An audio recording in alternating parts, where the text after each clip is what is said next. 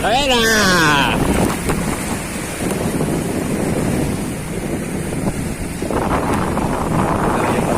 Jaring nih Mas Bro.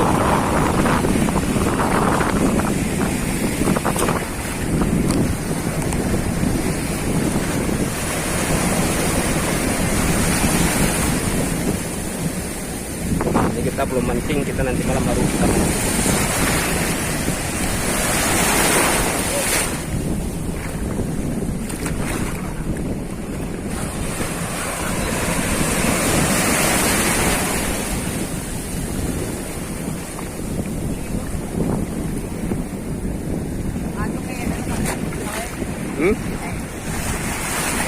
Anak kau pulang kayu mah? Tak apa lagi kayu.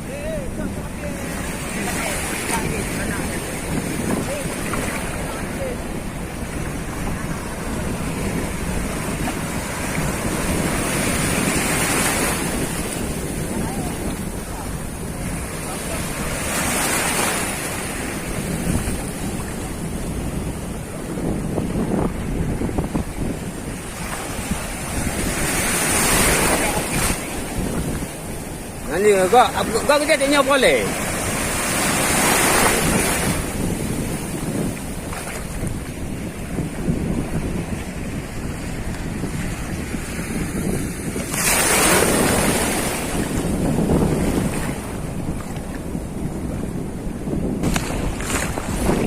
Leh, betul nak.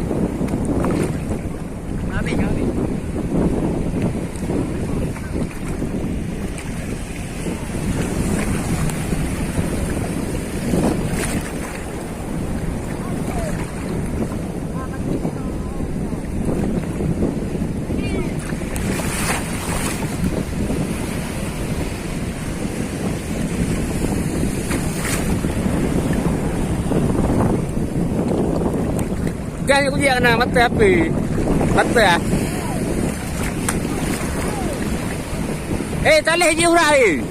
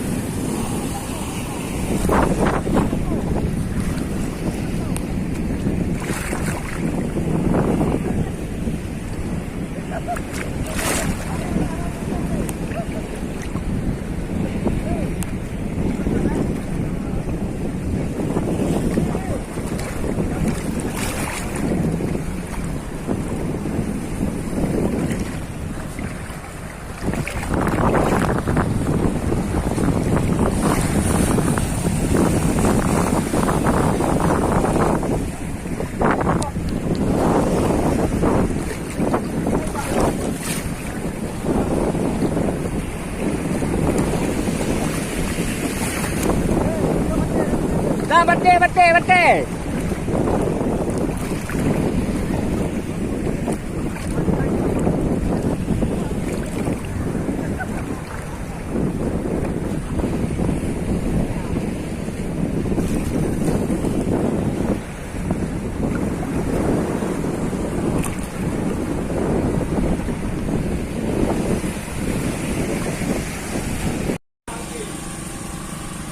Inilah Mas Bro, lokasi spotnya kita. Kita